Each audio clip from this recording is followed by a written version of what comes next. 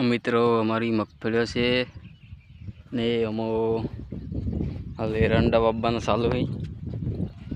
આજુ ઓળો ઓળો ખાડા પડ્યા છે એ એરંડા વાવવાના હોય.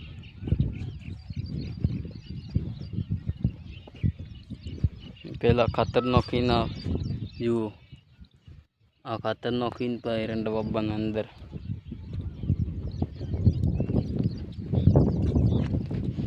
અરે આ એરંડા ને